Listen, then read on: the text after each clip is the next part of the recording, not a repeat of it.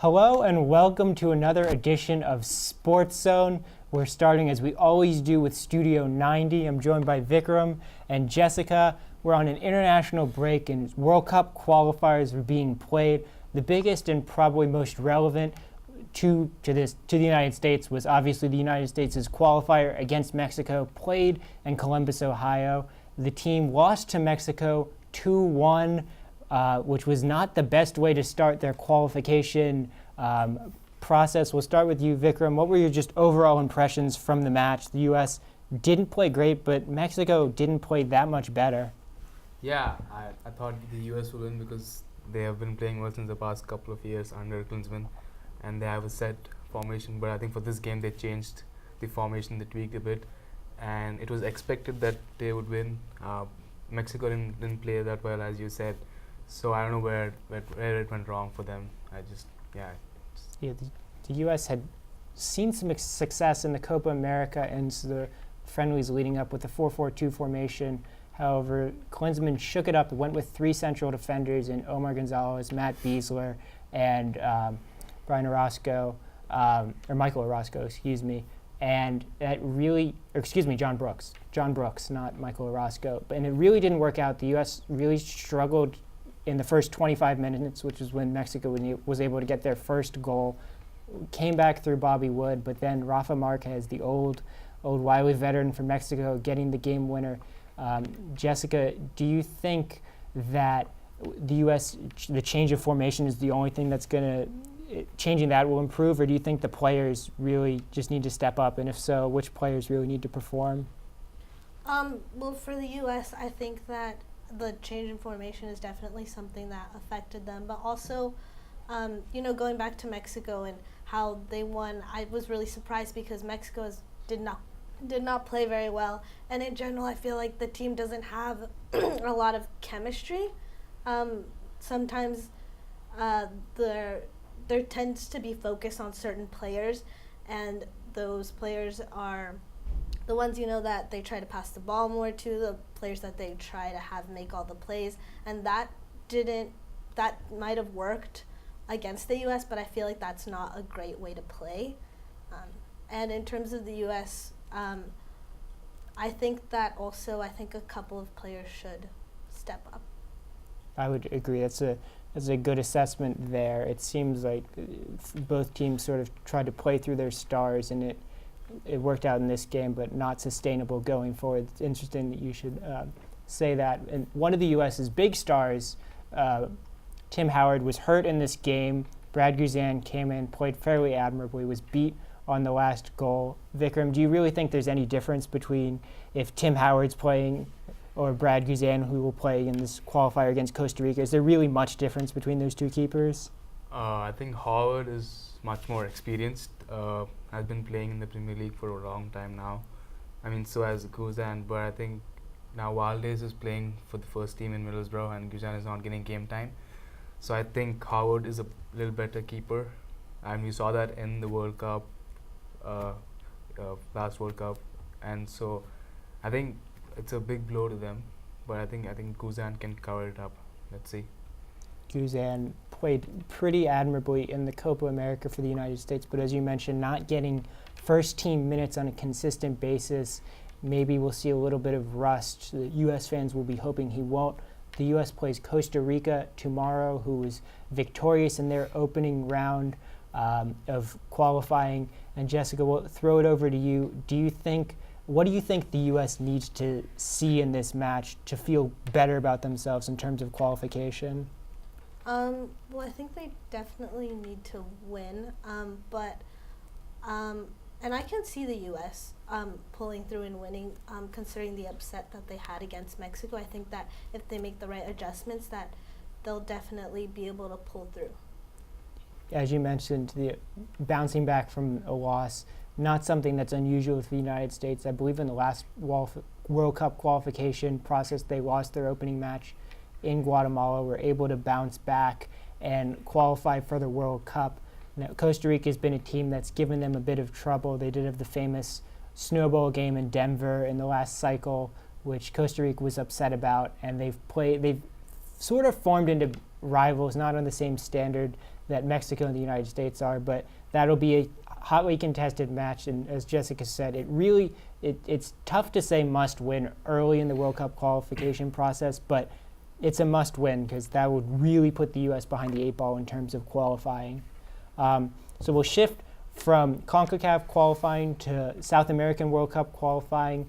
There was a marquee matchup played this past week between the two of the giants in world football, Brazil and Argentina, with their 2 star players, Neymar and Messi.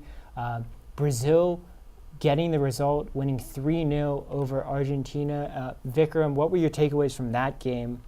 I saw this game, and I think Brazil were too good for Argentina. Neymar and Coutinho ran the show for Brazil. Both of them are in incredible form. The defense was sorted. I think Argentina was missing something on their lineup. Aguero was on the bench, and I don't know. It just didn't seem it was their day. Brazil just ran past them. It was a good game. Definitely Brazil capitalizing, as you said, on the good veil of form that their players are in, and they've kind of had a seesaw campaign. They seem to have righted the ship a little bit, as does Argentina. So throw it over. Jessica, do you think Brazil and Argentina have really struggled in early forms of qualification, were low on the qualification table, but do you think even with the loss, Argentina is on the right trajectory and they should bounce back just fine? Yeah, and also I think there are certain teams that always qualify to the World Cup, and I feel like Brazil and Argentina are just one of those teams. Somehow they end up doing it, and so I really don't see this hurting them that much. Just the star power alone for Argentina would be enough to win some matches with the quality of talent that they have. That's all the time we have for this edition of Studio 90. We'll see how the U.S. does in qualifying, and we'll get back to more club football next week. But stick around for more SportsZone after this. Hello and welcome back to more SportsZone. This is Going for Two, our NFL segment. My name's Jake Helmsley. I'm joined here by Justin Sims, and we are here to talk about Week 10 of the NFL season. So, a lot happened this week, a lot of interesting games. Saw some things we've never seen before, a lot of really good matchups following a couple of weeks that, had a few stinkers. So I guess, Justin, I'll just ask for your opening thoughts. What did you think of this week? What was anything that really stood out to you? I thought it was a crazy weekend. The Broncos-Saints game really comes to mind with the blocked field goal, extra point, and then the return for 2 to win it. That was crazy. And then Marcus Peters stripping Calvin Benjamin to set up the game-winning field goal in the last, 30 seconds or so? It was just a crazy weekend. Yeah, I guess we'll go on to that. The Panthers-Chiefs game was one of the more exciting games this week.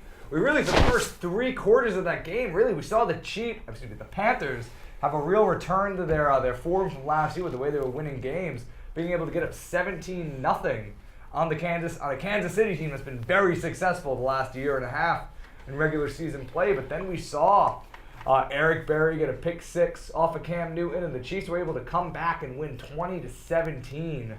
And we're seeing once again this Panthers team is not finding the success that they had from last year. And I suppose now that we're Week 10, it's for real, their struggles. And I guess Justin, what do you blame for the struggles of this Panthers team? I really don't know.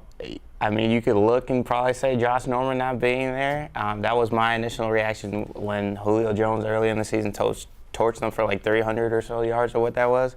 But there's just something going on with this team. There's not that fun unity that they had last year where they would just be taking pictures and Cam was dabbing, even though he brought that back yesterday. But I don't know, something's not up. Maybe it's just one of those years where their team just falls completely off the map. But I really can't explain it. Yeah, I mean, Josh Norman, just the absence of Josh Norman is not enough to explain all the struggles of this team. They're really struggling in every facet. They're not being able to create that hard ground and pound run game they had last year. Even with the reawakening of Kelvin Benjamin coming off his ACL surgery, the passing game hasn't been as strong. Just offensively and defensively, the D-line hasn't played as well. They haven't been able to do any of the things that were able to make them successful last year. And it really makes you start to question if a lot of those things that went right last year, the play of a lot of role player veterans stepping up into real starting roles, a lot of players like Jonathan Stewart who have had injury history staying healthy, it really makes you start to wonder if a lot of the things that happened last year might have been some sort of fluke. But we'll see in the coming months and see what the management there does with this roster and try to improve them for probably what is looking towards next year in there. But I suppose we'll look at another team that had a lot of success early in the year but now finds themselves slumping.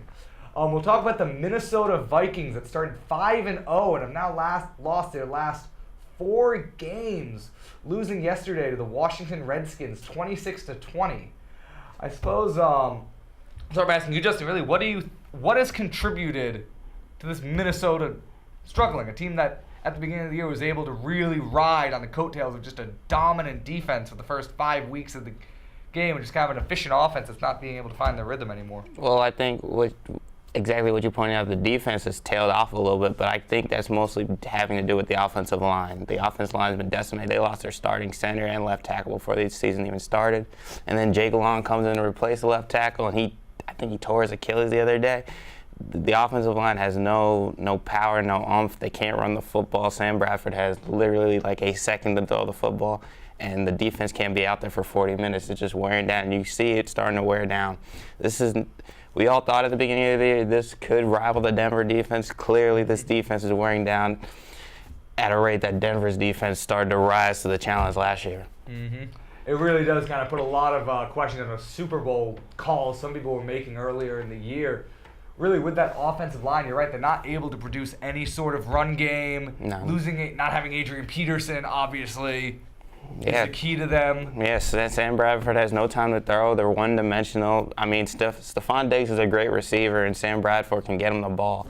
But the problem is you need time. Mm-hmm. I mean, Drew Brees is one of those rare exceptions who can get it out within 3 seconds, but Sam Bradford doesn't even have that. It's really tough to watch their offense play. Exactly. They're not a team that's built to come back. They're a team here that when they get down in games, they're not able to go on. Even if their defense is able to stop, they're just not a team that seems to be able to, besides kind of what they were doing in the first half against the Redskins, they were able to string together a couple of consecutive scoring drives, but they're really not looking like a team that will be able to come out of a 14, 17-point hole and really come back. And they need the defense to pretty much play a shutout. They can't give up more than they can't give up touchdowns. They can't get down. They really can't get up more than really 15 points at the most because their offense is scoring 18, 17. You can't give up more than 12 or to 15, and that's a lot to ask for a defense that doesn't have a Von Miller and the corners that Denver's defense has.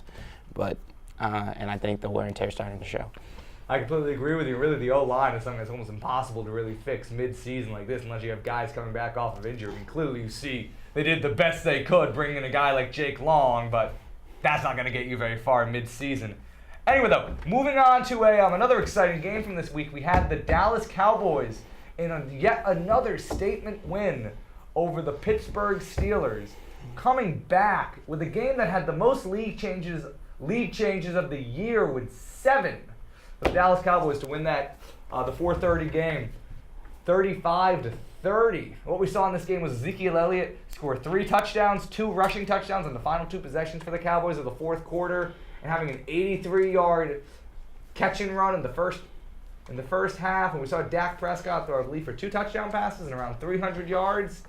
And I guess and now with the Patriots losing on Sunday night to the Seahawks, we now see the Cowboys having the best record in the league at 8-1. Who would have thought? Justin, are you ready to admit that this team is for real? This team is for real, and it's really, really scary to think that because you have 2 rookies that are just going full tilt, and you can make the argument that both of them are top 3 for offensive MVP. I mean, Ezekiel Elliott's playing like a beast. He's Adrian Peterson now. He's at over 1,000 yards. He's got over 1,000 yards. He's on pace, I think, possibly to get 2,000 yards, which is ridiculous for a rookie. And you got Dak Prescott, who had his first 300-yard game of the season yesterday.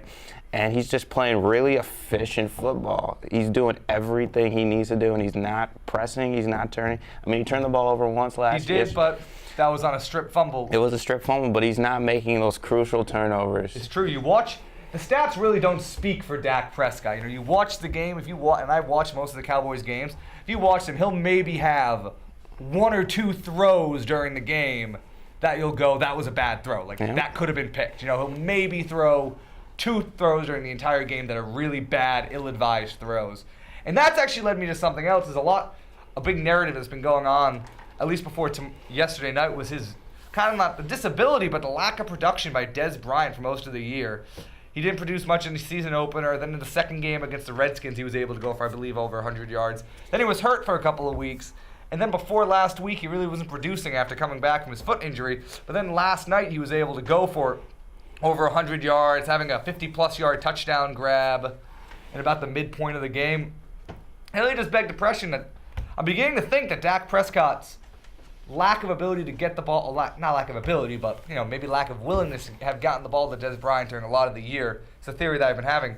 Des Bryant obviously is a receiver who will go up and fight for those 50-50 balls and will win those balls that really he shouldn't be winning or that aren't good throws. And I'm really starting to believe that the reason that he's not getting that much production out of Dak Prescott is just that Dak Prescott refuses to throw those sort of 50-50 throws. And I think for a rookie like Dak Prescott, that's a good thing because he's playing conservative, and you got guys like Cole Beasley and Jason Witten opening up the middle of the field. Exactly. But I think you saw yesterday a concerted effort by Dak to try to get the ball to Dez and Terrence Williams as much as possible, and give it up to Dez yesterday because I was reading today his father passed away last week. He did, and yes. the fact that he was able to go out and he had over 100 in the TD. His best game of the year. He had his best game of the year, and you got to give him credit. He did it for his dad.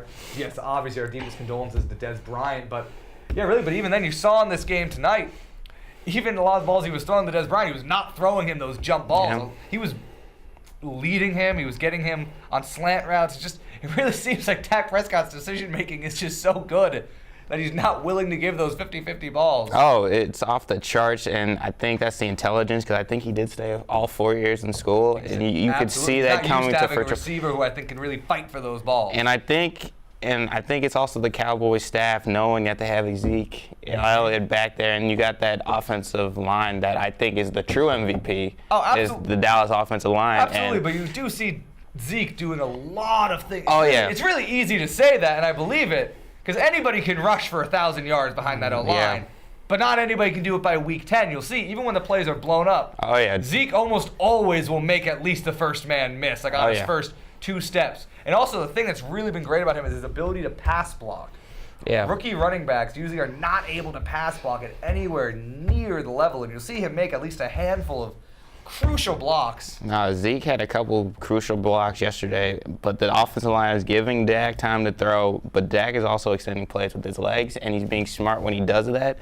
But I would like to see Dak throw the ball downfield because I think he has the arm talent to get the ball downfield. I just think there's been a concerted effort by the Cowboys staff, and Dak doesn't, I guess he feels the pressure of Tony Romo behind him. He doesn't want to make that crucial mistake to lose the game, and he's willing to let Zeke, be Zeke and do his thing. And then if he throws 200 yards, a touchdown, 2 touchdowns, no picks, he'll take it. It's the best QB is the most important stat to them is just wins. Yep.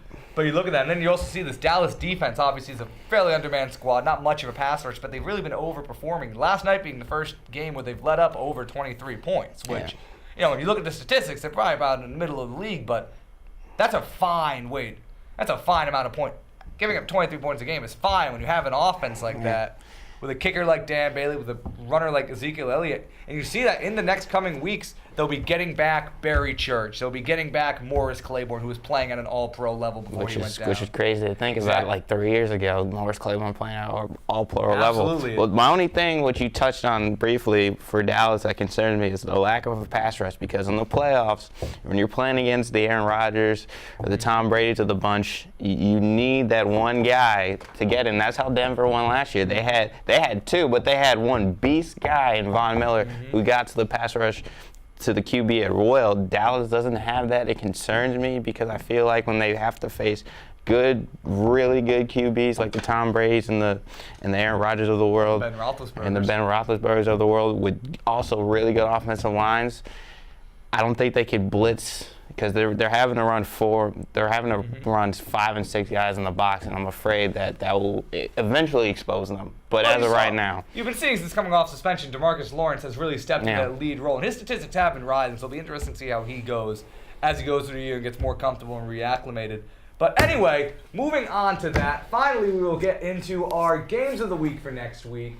We will start with you, Justin. What is your game to watch next week? My game to watch next week is the Eagles versus the Seahawks. You got Carson Wentz, the rookie quarterback who's been showing out this year against the vaulted Seahawks secondary. The Legion of Boom is back. They showed it against my Patriots yesterday night. They're come to play. They're hard hitters. I want to see if he is able to challenge Richard Sherman, challenge Earl Thomas, challenge Cam Chancellor the way he's been doing to the previous defense, because I don't think he's seen a defense like this. And also, Russell Wilson is healthy again. Look for him to make big plays against this questionable Eagles secondary next week. And for me, probably my game of the week comes to Cardinals v. Vikings. You have two teams that one team coming into this year had really big expectations, and one team about a month into this season had very big expectations, and both teams have not been living up to that expectations. The Cardinals have kind of been struggling all year. They're still in playoff contention, but it's tough. I mean, obviously they're still in the running for the NFC West right there with the Seahawks, but the Seahawks are beginning to pull away. And the Vikings obviously on their skid. I mean, interesting game to see really which of those two teams that we thought would both be powerhouses in the NFC, which one of them is really able to kind of come out from that triumphantly. And it could be a win for either team that'll really kind of, I feel like whichever team wins this might be able to go on a nice little run after winning a game. I agree. Fairly decent magnitude for a 1 o'clock game. Anyway, from all of us here at Going for Two, that is all the time we have, and there is more Sports Zone coming at you next.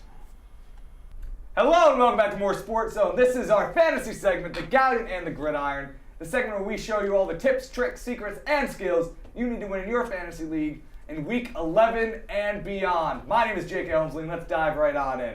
All right, starting off this week. This was a kind of a ho-hum week in fantasy. We had a lot of very low-scoring affairs for a lot of top players, but also a lot of random players kind of coming out and doing a lot this week. But I suppose we'll move into kind of, I suppose we don't really talk too much about this week. So I'm going to talk about one player who's been struggling mightily, a player who's near and dear to my heart, and that has been the struggles of Todd Gurley. Todd Gurley having another sub-10-point game this weekend against the New York Jets, a game that ended 9-6 with not one touchdown scored by either side. We saw Todd Gurley score about 7.2 points standard, about 70 rushing yards, I believe a 2-yard reception or something like that. Really what we've been seeing is just this offense for the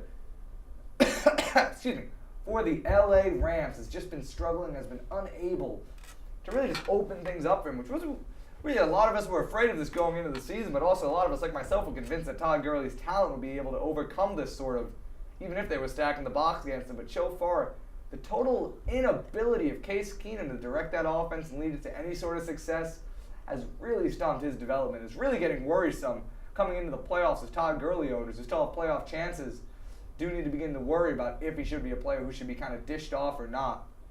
Now, and really, I don't know what sort of advice to order. I say at the moment, hold tight on Todd Gurley. Jared Goff could come in at any moment. He could end up being the savior. The problem is trying to trade Todd Gurley, unless you can get a killer offer for it, you're really not going to find something that's worth his potential if he's able to kind of burst out.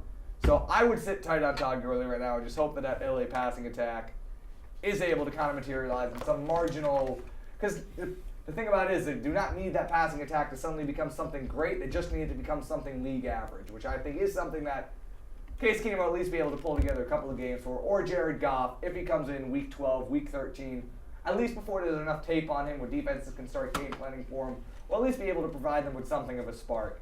So, or if not, you run the hope of if Jared Goff comes in, they'll just hand it off to him even more. But anyway, I say sit tight on Todd Gurley going into playoffs, but that's only my advice. Take it as you will. Anyway, another muddled situation that we have here is the Chicago Bears running back committee. We saw Jordan Howard go for about 100 yards this week, rushing, but we also saw him get injured in kind of this blowout loss to the Tampa Bay Buccaneers, 36-10 loss for the Bears. And it really is starting to become a bit of a confusion of what do you do with Jordan Howard? What's the Bears running back going to be? If Jordan Howard is unable to play this week, he's questionable with, I believe, an Achilles injury. If he's unable to play, do you go for Kareem Carey? Do you go for Jeremy Langford? I say if he's been released by somebody in your league, if Jordan Howard is unable to go, Jeremy Langford is obviously your go-to guy. He's a guy who was able to have some success in spot duty last year and spot starts from Matt Forte. So obviously if he's not able to go, Jeremy Langford is probably your guy to go to. Anyway, though, this week for the future we have 4 teams on bye, 4 fairly significant fantasy teams. You have Atlanta, who's obviously been a fantasy gold mine between Matt Ryan and Julio Jones and their running backs. You have Denver, who has some relevance. You have, excuse me, and you have the New York Jets. Now, a few plays look to fill in. One player who I actually like for this week as a flyer may be Eli Rogers in Pittsburgh. We saw this week against the Cowboys, really besides Antonio Brown, he was the only wide receiver who was really consistently able to make plays. He was a guy who was hurt all of last year, but this year's kind of been slowly creeping into that rotation, and last week was able to score about 10 points. The Steelers are going against an obviously weak Cleveland Browns defense, so Eli Rogers might be somebody you may want to consider for this coming week. Anyway, though, from all of us here at the Galleon and the Gridiron, my name's Jake Elmsley, and there's more Sports Zone coming at you next. Hello and welcome back to Sports Zone. I'm Dan. I've got Vince here with me, and we are going to do another week of college football talk. We are approaching the end of the season, so there's a lot. Games get a lot more important, but also a lot of movement this week, especially in the top 10, even more so in the top 5, top 4, as we start looking ahead to the college football playoff. So we'll start at the top. Number 1 remains Alabama. No change there. They won again this week. Should be pretty much smooth sailing for them kind of the rest of the way through. No one else really in the SEC is really going to put a challenge to them. They do have the Iron Bowl coming up in 2 weeks, but Auburn is like okay. Yeah. So, but who knows? Anything can happen in one of those rivalry games. That's probably the next one to watch for Alabama. This coming week they have Chattanooga, which you would think will be a rout for Alabama. So yeah, not a whole lot to look forward to there. Moving down in the top 4, lots of shakeups because 2, 3, and 4 all lost this past week. Michigan lost to Iowa on a last-second field goal. Washington lost to Pitt, and 4 was Clemson. No, Clemson lost to Pitt. Washington also lost. So we have a huge shakeup in the top 4, with Ohio State now moving from 5 back up to 2 after they had been bumped from the top 4 by losing to Penn State. Michigan drops down to 4, and now at number 3 is Louisville returning to the top 4. So that's where the playoffs currently stand. As I said, a huge shakeup, and a lot still to happen too, because Michigan and Ohio State haven't played each other yet. So we're going to focus on the Big Ten because there's a lot going on, like I said. Those 2 teams plus Penn State all in the top 10 right now. So Vince, take us through the different scenarios. What could happen going forward?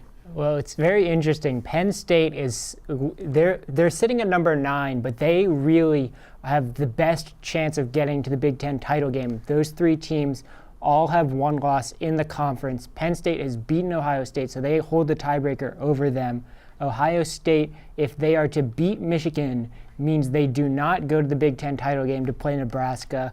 It means Penn State will go through. If Michigan wins out, they will see themselves in the Big Ten title game.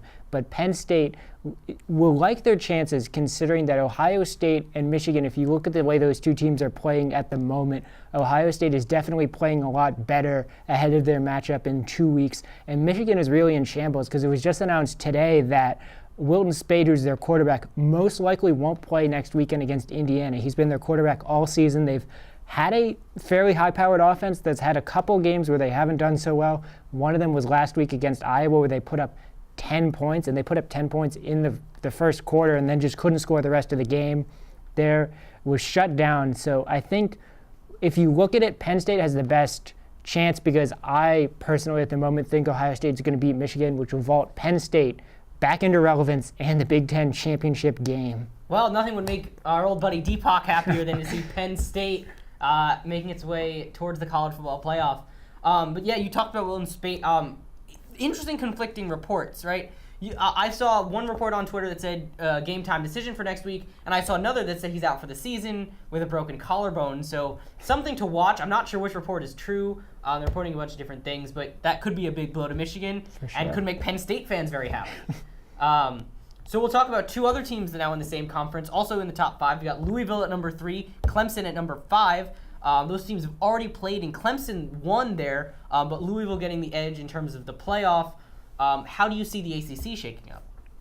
That's kind of an interesting one because I think Clemson still Clemson is the worst loss than Louisville. Losing to Pitt, who was a team that was 5-4 and really didn't have a lot of momentum, didn't help them a lot. But I think Clemson really benefited from the fact that everyone else lost this weekend, really benefiting from Washington losing, because I think Washington losing really makes the case that the Pac-12 won't have a team in the playoff. So the fourth team is not going to come from the Big 12 because those teams all have 2 losses. So it's very likely that a conference could place 2 teams in the playoff, and I think Clemson stands to benefit the most from that, because if Louisville continues to do well, only one of them can win the ACC, but if both of them at the end of the season are sitting with 1 loss, I think Clemson looks the most favorable based on their quality of wins and based on their margin of victory and those sorts of things.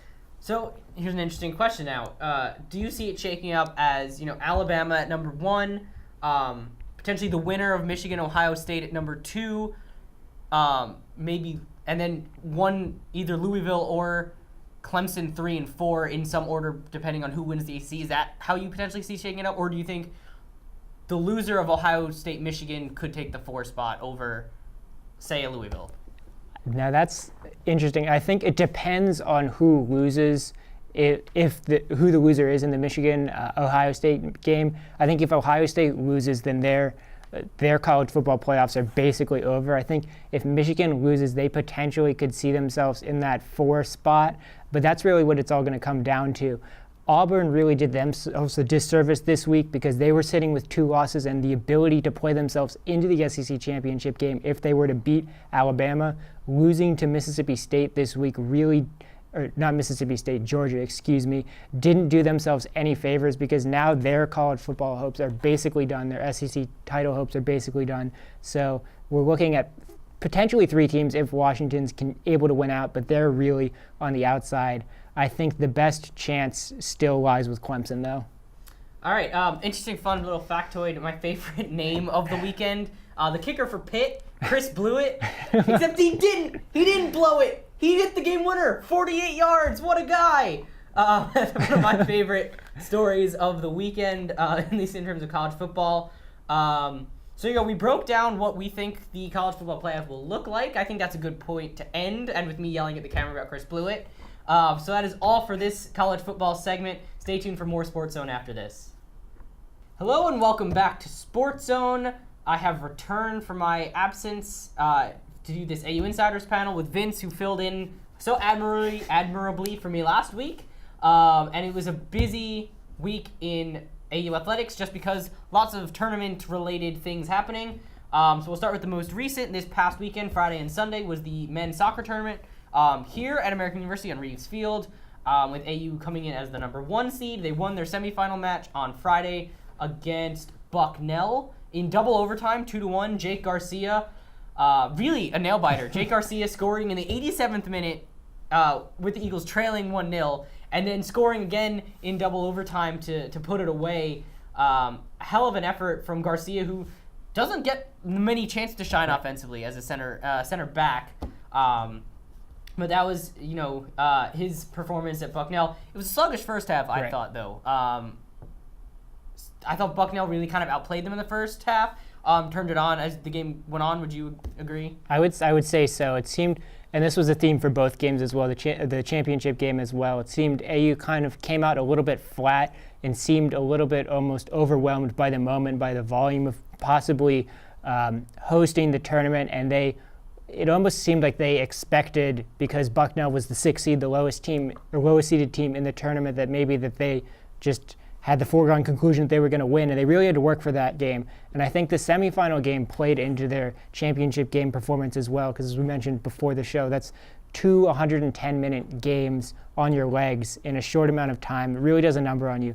I think it is commendable the way that AU bounced back, and they responded, especially in the semifinal, getting the goals to get them to the final. But I think definitely they came out sluggish and didn't really seem ready for the tournament. Yeah, as I said, they did turn around, managed to pull off the dramatics in the semifinal, moved on to the final where they faced Colgate, who actually pulled off an upset of their own, beating Loyola, who came in as the number 2 seed. After Loyola had a very good regular season, just one loss. throughout the whole regular season, if that at all. But upended in their first tournament game. They're a young team, a team to watch, I think, definitely For sure. going forward in future years. So in the finals, AU and Colgate 1-3. And again, as you said, another kind of a slow start. It might have been the length, but as you also mentioned, another double overtime game for the Eagles. And again, they went down early. And it was Jake Garcia on the other end this time who committed a foul in the box to give Colgate a penalty kick, which put them on top early as Ethan Cutler, tournament MVP, put one past Luke Belanger. But again, second half heroics. Chris Finney, all the goals the Eagles scored in the tournament coming from defenders, which Finney had a couple on the regular season on set pieces, and again, this one came off a corner as well. But Garcia not usually up there. Again, the late game heroics. They get the tie. They go to overtime, and I think it's fair to say they just ran out of gas at that point. Definitely. It seemed like for both teams in that game were really playing for penalty kicks, which benefited Colgate a little bit more because I think it's fair to say, having watched the game, AU had the better of the play through 90 minutes, but were kind of the penalty maybe was a little dubious. They maybe would contest that, but AU didn't really capitalize on their chances in regulation, which ultimately is what you have to do to win. Colgate playing for the penalties, AU just absolutely gassed, and the penalty kicks, it's the Russian roulette. It's the worst way to decide a match ever, because more often than not, you see a team who maybe didn't really deserve the result getting the result. I don't think that was the case in this match in particular, but it always leaves someone feeling absolutely horrible, and there's someone who's a GOAT out of it, and it's really cruel. It's a cruel way to decide the game, and it was cruel seeing those players come to the realization that their season was over, and especially those 9 seniors who really kind of led a resurrection of sorts for the men's soccer fall just short and realize that their careers were over. Yeah, it was, tragic doesn't begin to say it, and I agree. Penalty kicks, I mean, there's no other way to really decide it, because you can't make these guys keep running for 150, 180 minutes, because that would be ridiculous. There's really no other way to do it, but you're exactly right. It always leaves a bad taste in someone's mouth one way or the other. I think just as an example, I was watching on the left sideline for the second half, Tim Neumann, the last 5 or so minutes of overtime, was running on one leg as the German freshman playing defense. His left hamstring, I don't know if it was a cramp or he just ran out of gas or a strain, but he could barely move. He was balking at his hamstring, grabbing at it the whole time. And the coach was like, just 5 more minutes, Tim, 5 more minutes. You need to keep running for 5 minutes. And I felt really bad watching him try to just loosen out his leg and run as much as he could. And he kicks left-footed, so he has to kick on that leg. And it's really tough. But yeah, I think you're right. I mean, Eagles probably put something like 25 shots over the course of the 110 minutes. You've got to score more than one at that point. They didn't miss a penalty kick in run of play as well. Not that it would have made a difference, because as you did say before the air, if they had scored the penalty kick, they wouldn't have scored the other goal. So it probably still would have been 1-1, but you've got to capitalize on your chances. And Colgate in overtime went to a 6th shooter. They won it 5-4 on the 6th shooter. Credit where credit is due. Will McCrate, freshman goalkeeper for American, his first ever collegiate action was the penalty shootout in the conference final. He's a big dude, I think, which is why they made the change. He's bigger than Lucas Belanger, who's also a big dude. And he made one save, and it looked really promising for the Eagles. They came down to their 5th shooter with a chance to seal it. But the keeper for Colgate came out with 2 big saves really in a row. I think he saved 2 out of the last 3 shots that he faced, which was the difference. Even banged home a penalty himself, which you don't really see. The goalkeeper taking the penalties. Yeah, that's also true. I remember being shocked that they would go to, I think he was their 4th shooter. He was the 5th guy, yeah. Which was surprising. You see the keeper's usually 10th. You bury him at the end of the line. But yeah, so definitely, he deserves the credit as well for a solid penalty performance.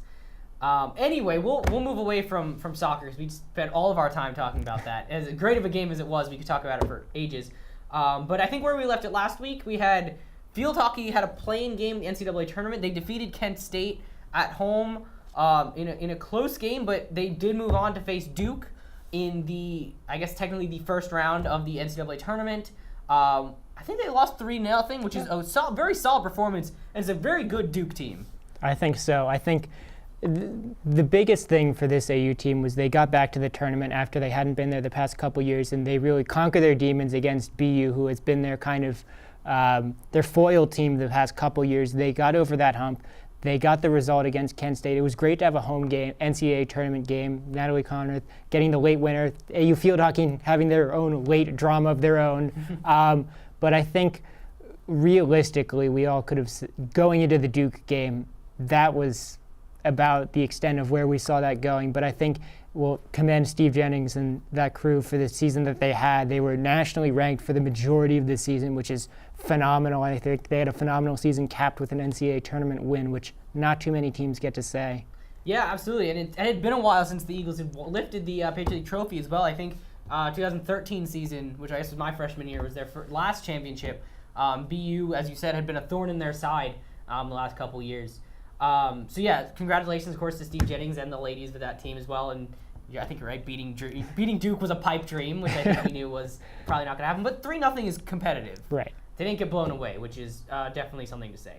Final thing before we send it off, AU volleyball has clinched home field advantage for the Patriot League tournament. Again, not a huge surprise. The bigger surprise is they actually did lose a game. They lost a match a couple weeks ago. So they won't have the perfect Patriot League season, but they will host the tournament. That'll be next weekend. So we'll update you when that happens, as well as any selection show things that go on with that. I don't want to jinx anything, but yeah, you know, history's on their side. Don't bet against Barry Goldberg. Yes. Don't do it. Never bet against Barry Goldberg. All 700-plus wins there. So as I said, that'll be, I think, Saturday and Sunday next weekend. It'll be the tournament for that. That is all the time we have for this AU Insiders panel. Tune in next week. We'll wrap you up on the start of basketball season as well as the end of the volleyball season. We got more SportsZone after this. Hello and welcome back to SportsZone. This is our baseball segment, getting to third base. I bet you thought this segment was over because the season was over, but you were wrong. It is not over. I am Dan, and I'm by myself, and I miss Deepak and Dylan more than ever today. But today's a big day, kind of, in the baseball world. It is qualifying offer acceptance day. Yeah. For that is unclear, baseball teams, obviously. Teams have the option to extend qualifying offers to certain pending free agents. The league sets a dollar amount. It is always a one-year deal. This year, the dollar amount, I believe, is $17.2 million. The player has the option to accept that offer or decline that offer and test free agency. And they could sign with the same team that extended them the qualifying offer they wanted to. But if they decline the offer and go elsewhere, the original team that had them is awarded a compensatory draft pick in the upcoming draft. So that is then how you end up having a first round in the MLB draft that has more picks than there are teams, because certain teams get bonus picks as compensatory draft picks. So today's qualifying offer deadline day. Players had to pick today whether or not to accept or decline their offers. And we have 2 acceptances this year. I think we had 3 last year, so we're a little bit down. But the 3 who accepted last year were the first to ever accept a qualifying offer. It had basically been a formality up until that point.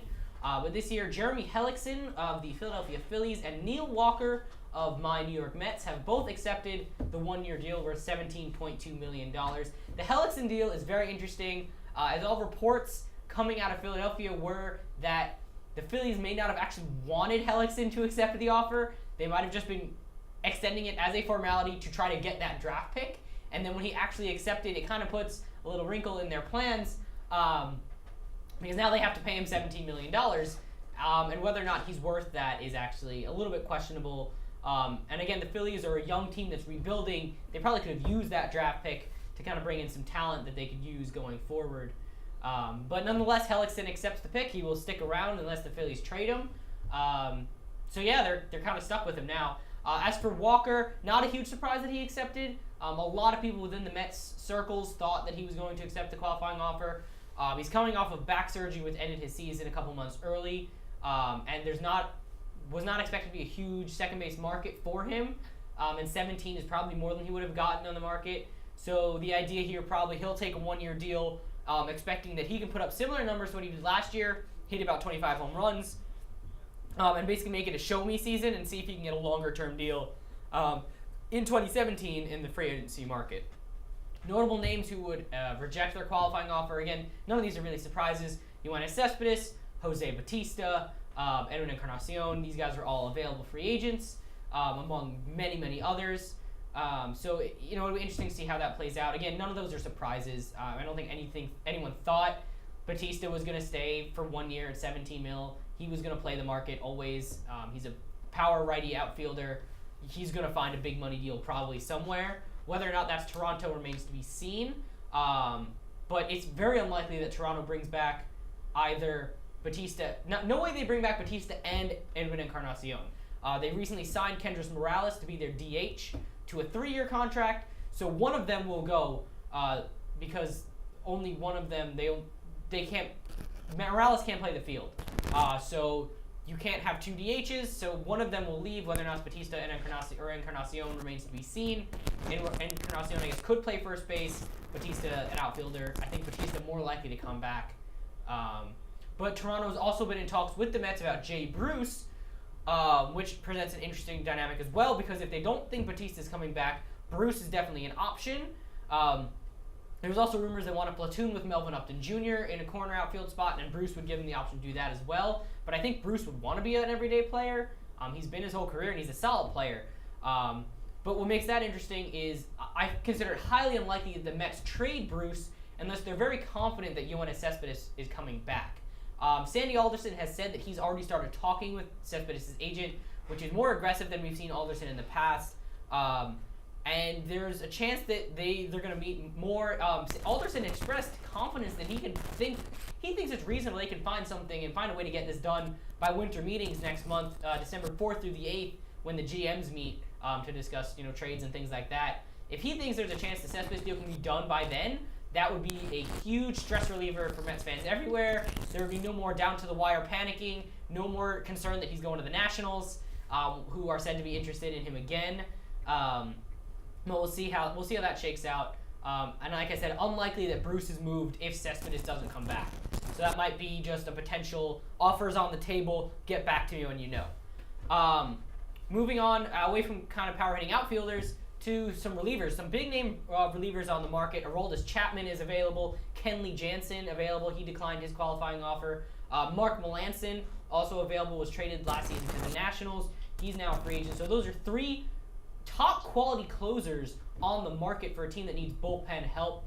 Rumors that the Yankees are talking to Chapman already about a potential reunion there after the Yankees traded him to the Cubs. Chapman won his title with the Cubs. I don't know if the Cubs want to bring him back. That could be interesting to see. Melancon, as I said, was with the Nationals. They're in talks to bring him back. Now they don't have a closer. No Storin, no Papelbon. They would like to have Melancon back, who was good for them at the end of the season. Jansen, as I said, declined his qualifying offer. He could leave the Dodgers. No real rumors about where he could end up at the current time. Interesting team to note is that the Mets need bullpen help. Jerry Familia was arrested for domestic violence charges. He'll likely be facing a suspension. They have Addison Reed, who can close and has closed in the past. But if they need bullpen depth and these guys are available, saying there's a chance. I don't see them breaking the bank on a reliever, and I don't think it's necessarily likely. But some people were considering Jansen as a potential option. Again, I don't see it happening, but they do need the bullpen help, along with other teams, of course, that need bullpen help as well. And as I said, the Mets are talking with the Blue Jays. That could be about a reliever as well. Who knows? This week, also of note, moving away from free agents, the MLB will be awarding its major awards this week. Today is Rookie of the Year. Tuesdays will be, I think, Cy Young, and then Manager of the Year and MVP will be Thursday. So we'll have that recap next week. When we come back, we'll break down who we thought won. We gave our predictions. Most of them are probably going to be wrong anyway. Rookie of the Year will probably be Corey Seager. That's the only one that I can lock in. There's like a 99% chance that Corey Seager will win National League Rookie of the Year. Anyway, that's all the time we have for this getting to third segment. Stay tuned for more Sports Zone coming up after this. Hello and welcome back to SportsZone. This is our NBA segment. Throwing it up. Wait for it. I am joined this week, the expanding panel of NBA analysts. We've got Chris Mullen and Stephen A. Smith joining Bobby Knight here today. The NBA season, a little over 10 games underway, and a little bit of a surprise. The team that has done the best in the early season is the LA Clippers. Chris, did you really see this coming? And are you shocked by how the Clippers are doing in the early season? Chris? Well, you see, it's never shocking when this team does well because they have as good of a core three players as any team in this league with Chris Paul, DeAndre Jordan, and Blake Griffin. So I mean, obviously their success, it's never unexpected when they have a high level, and obviously they have a very high level coach in Doc Rivers also. So as long as their bench is able to work out, which has kind of always been their Achilles heel the last few years, outside of Jamal Crawford, obviously, but when the bench is able to perform, which they've obviously been doing during the season, and the big three are able to stay healthy, I'm not gonna say the sky's the limit for this team, but they're always able to have some success. They're always a threat to win any given game that they're involved in. You know, they can never be a fully written off in any game. So it's surprising to see them succeeding at this level, but they're a team that they can always succeed. They're always a team that's ready to kind of go off. Definitely, yeah. Chris Paul and Blake Griffin, probably top caliber players in the league, and as you said, you would expect them to be performing well. Their struggles have mainly been in the postseason, so I guess, as you said, regular season, you would expect them to be performing well. Across the street in Los Angeles, the Lakers, with the new look Lakers with Luke Walton, are also performing pretty well with their young core. Stephen A., what do you make of what Luke Walton's been able to do with this young Lakers team? I really don't know what to make of it. I mean, he got everybody playing on the same place. You got Nick Young playing defense. I didn't know Nick Young could play defense. I thought that dude was just, buckets and turning around and missing shots. But, he's trying on defense. D'Angelo Russell showed up. Julius Randle showed up. He moved Clarkson to the bench. I mean, I like Luke Walton. Don't get me wrong. And I like this Lakers team. I just hate Jim Buss, man. I mean, I want him to go. And the fact that they're winning bothers me because I know he's going to stay. Do you think this is something that the Lakers will start off the season well, but then sort of tail off and be a lower-tier team in the second half of the season? That remains to be seen. I thought the Minnesota would be a lot better than they have been. I'm surprised Rick Carlisle can't make the Dallas Mavericks relevant like he normally does. I mean, they could. They're young enough. They don't care who they play, as evident by beating the Warriors. I mean, they could be surprised. I'd be surprised if they made the 8th seed. I think they're still a year or two away because Ingram's still a year or two away, but it's possible. Definitely. You said lots of teams in the West performing below expectations. Dallas, with the acquisition of Harrison Barnes in particular in the offseason, you would think that would have worked out well. I mean, obviously, yeah, that was an acquisition of the summer. I'm not saying it was a big acquisition, obviously, but he clearly was expendable by the Warriors. But Harrison Barnes robbed the Dallas Mavericks of $94 million. He robbed them. He of did, $94 in million. fact, rob them of quite a sizable amount of Harrison Barnes, at large, in public, in Should Dallas. not be touching a basketball. Interesting. Should not. Another team that's sort of cooling off was the word that we used to describe them, was the Oklahoma City Thunder, who after their quick start to the season have sort of tailed off a little bit, obviously early in the season, but they're cooling off a little bit. Do you guys think that Russell Westbrook is really the only thing driving this team, and the team will go as he goes? Absolutely. I don't think that's even a question. I mean, yeah, when Russell Westbrook is tired, this team's not going to be winning games. I mean, they have some good depth pieces on this team, obviously.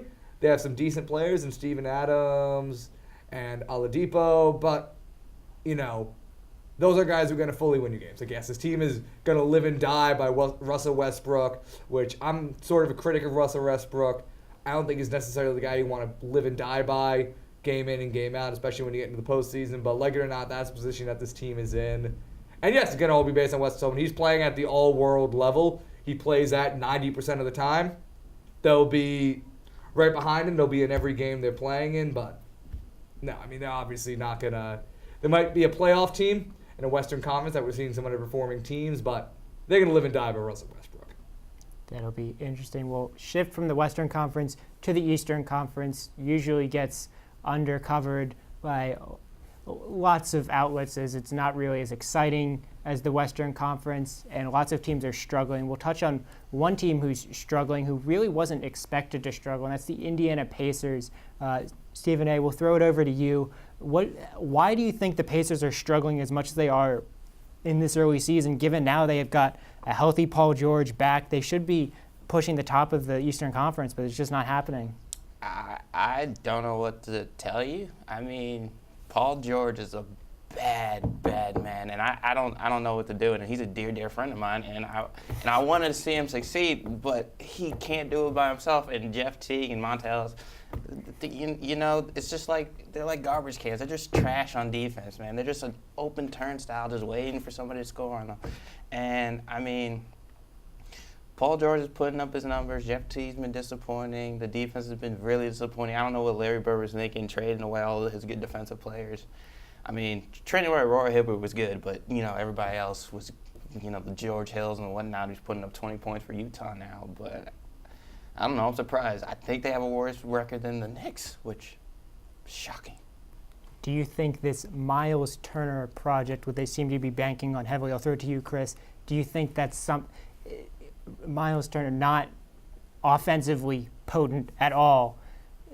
I mean, the Pacers are struggling. Do you think they'll continue to struggle, and they've put their faith in someone that's really not going to deliver? You know, I really did. I had high expectations for the Pacers going into this year. I thought they were going to be a kind of an under-the-radar team. A lot of their acquisitions they made, but really you're seeing more of the effect that being a small market team has in the NBA. It kind of caused you to struggle. Obviously, they kind of had to go to that second tier of trades. You know, they had to go for Jeff Teague, who was the best point guard they could get because Atlanta was kind of trying to push him out the door for Dennis Schroeder. You saw them make some acquisitions from the Nets. You're seeing Miles Turner, who's also kind of a second-tier sort of guy. You're seeing this kind of impact of not really being a destination, being in Indiana, obviously. Not a lot of NBA stars want to go there. So you're seeing them kind of having to bank on these second-tier guys and hope that they can hit on their draft picks on guys like you've seen them do with Paul George. So you're seeing them as a team that's really trying to put something, who's trying to like be better than the sum of its parts.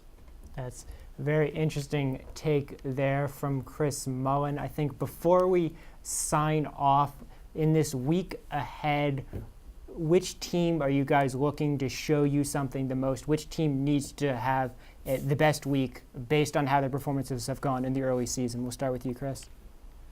Well, a team that really needs to show something is the Minnesota Timberwolves. The team has just got a ton of top young players over the last few years.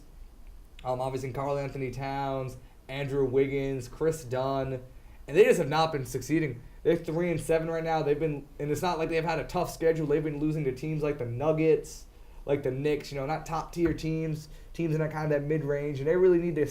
Now that they've kind of been getting into kind of the tail end of this rebuild of acquiring the players, they've obviously acquired a great young talent at every level. They need to start showing something. They need to start playing together. And obviously they have time, but this is obviously a team that needs to start kind of showing something this season. You know, I'm not saying they need to make the playoffs this year, but they need to at least win 40 games, I'd say, just to kind of really put some faith in this rebuild. And you, Stephen A.? I mean, I agree with the Timberwolves. Thibodeau needs to turn it around, but I'm going to bring up a team that's near and dear to my heart and gets my blood pressure going just thinking about them. That's the New York Knicks, man. I mean, Phil Jackson, he just lied to Melo. He bamboozled Melo. I mean, getting him to sign that deal or lied to him about bringing in talent. I mean, I love Porzingis, don't get me wrong, but he's a couple years away. I mean, he's been showing signs. Joakim Noah is a $72 million just old man. He's just old. He's 7 feet tall and does nothing. His layups are just trash. I like Derrick Rose. Derrick Rose has been good. Courtney Lee's been good. Brandon Jennings has shot terribly. And the bench, I can't name anybody on that bench. That bench is like a Euro team in like Slovenia. I don't know where they're from. Somebody needs to put an APB out for freaking Jeff Hornacek so he can coach the dang defense because they're giving up 12 points a game?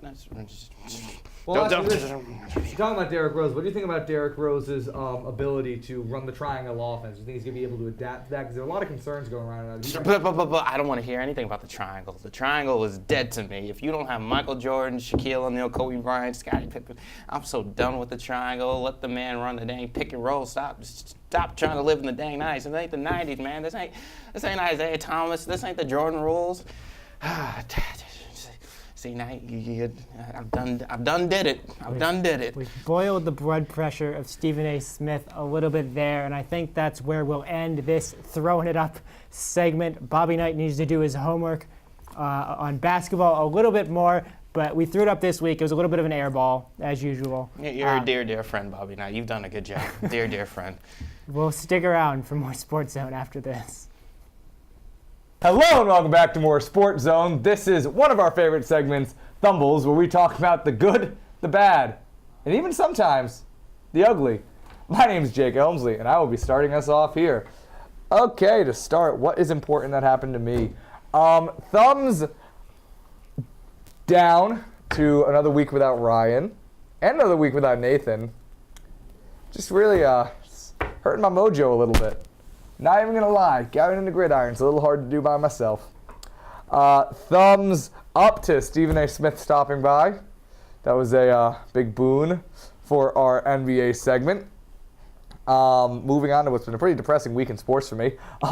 Thumbs down to the Boston Celtics, who on Wednesday, while I was in attendance trying to take my mind off the election, losing quite badly to the Washington Wizards. But thumbs up to the Wizards ticket prices being next to nothing. Got pretty good seats for about $20, so, basically free as far as I'm concerned. Thumbs down to the New England Patriots not being able to score at the end against the Seattle Seahawks and dropping to 7-2, but it's fine. They're going to get the first seed. Everything's going to be fine. They're going to go to the Super Bowl. It's fine. Deion Lewis will come back. They're fine. Okay. Thumbs up. I found this really cool Glow Art Festival canopy-based fair late Saturday night near the Washington Monuments, where I was with Aviv and Kristen, who are not here today. Thumbs down to another day of relatively low numbers. Thumbs up to having higher numbers than last week. Got to look at improvement. Thumbs down to our friend Cody Cohen not being able to be here. Oh, one more thing. Thumbs down to the supermoon. I went to all this effort. I got a blanket, drove out to Fort Reno around 11:30 last night, expecting to see a supermoon. What did I see? A slightly brighter moon, but nothing was super about it. Anyway, that is all I have gotten for you all today.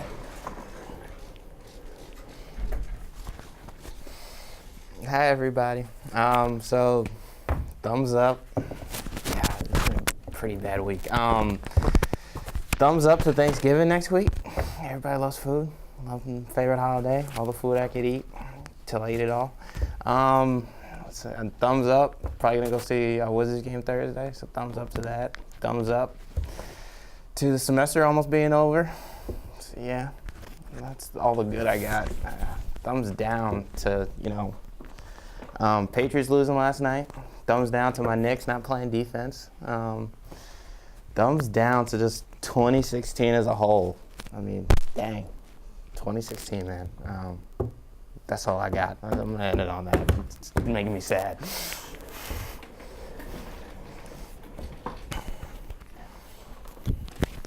So, thumbs up to the Seattle Seahawks beating the New England Patriots. That was a very nice game to watch. Thumbs down to America for voting for Donald Trump. Thumbs up to Mexico winning against the United States, but thumbs down to the way they played because it really left nothing to look forward to. Thumbs up to Thanksgiving next week. Yeah.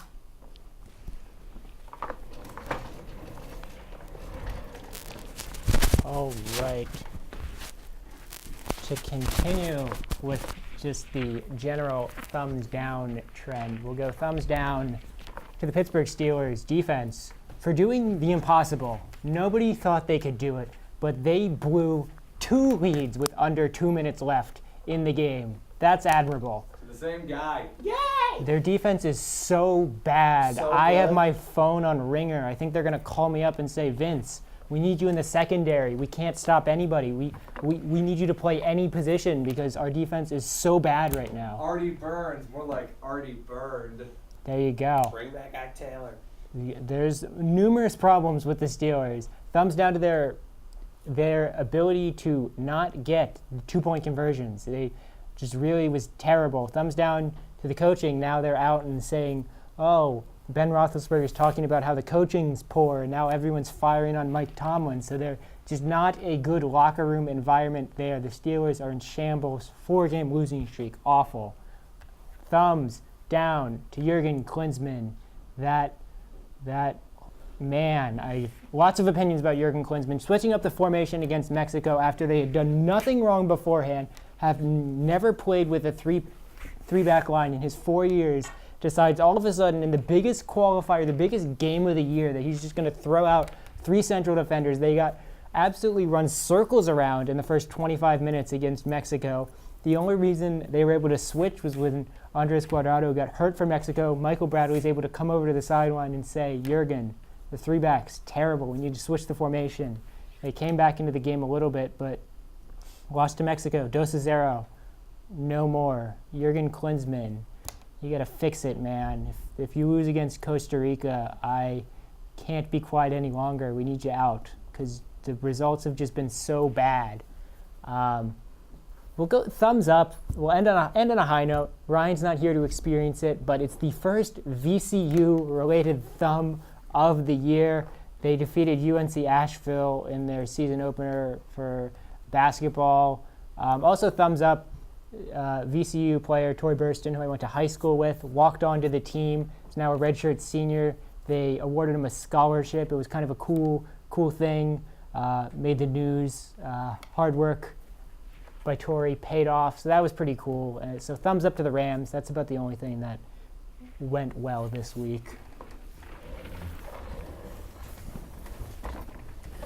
Woo! All right. My turn. Thumbs up. I'll give a thumbs up to the U.S. women's national team, which I yelled at Vince to talk about during Studio 90, but he got so distracted with hating on Jurgen Klinsmann that he didn't get to it. But they played Romania twice, actually, this weekend and won by a combined score of 13-1, because that's how the U.S. women's national team does things. They just stomp over everybody else. So thumbs up to them. I'll give a thumbs up to our AU sports teams as well. Field hockey for winning the conference championship. Men's soccer won the regular season championship, as did volleyball. So thumbs up to them on a really solid season. Thumbs up to Todd Bowles for actually making the right call at quarterback this week. Bryce Petty should be starting. I don't want to see Ryan Fitzpatrick again. I don't care, knee hurt or otherwise. At this point, you're not playing for anything. Fitzpatrick has shown he's not effective. Like, why not try Petty and see if he can be the guy for next year?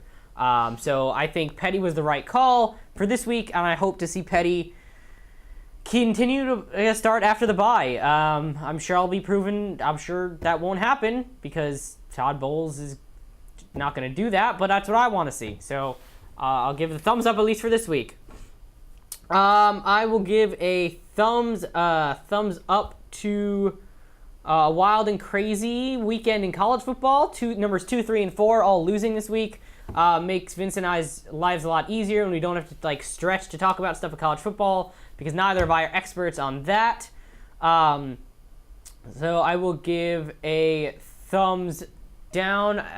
Kind of like Jake said, we are a bit low on numbers. But thumbs up, I'm back. That's nice. Thumbs down to me for missing last week. But to be fair, I had a facial issue, which putting me in front of a camera would not have gone well. So, whatevs, minor things. Thumbs up, I guess, because I think Ryan is getting better. He might be back pretty soon. I think we miss him.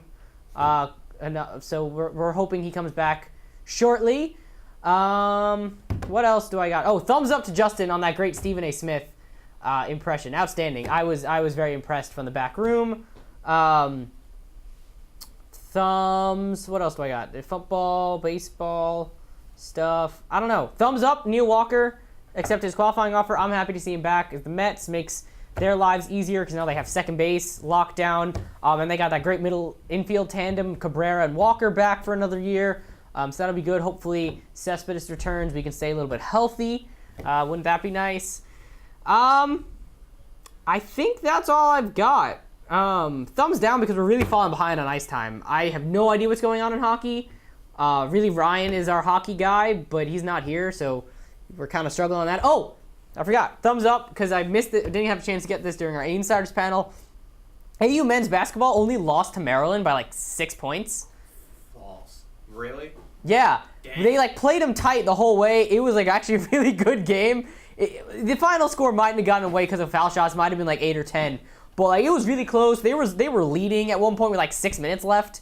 That game should not have been that close. But big ups to the boys' young team. But they hung tight with a good Maryland squad. Also, thumbs up to the women. They beat Youngstown State in their season opener. The first time they won a season opener since 2013 when they won the conference tournament. So congratulations to them. Nice solid 13-point win. Home opener will be Wednesday against Delaware. That'll be interesting. Delaware's good team, but not a top 25 team this year. So who knows? Who knows what'll happen? That'll be fun. That's all I got. Thanks to Jessica, Jake, Justin, Vince. Cody Cohen was here to help us behind the scenes, as was Vikram was here as well. So thanks to them. I am Dan. We will see you next week.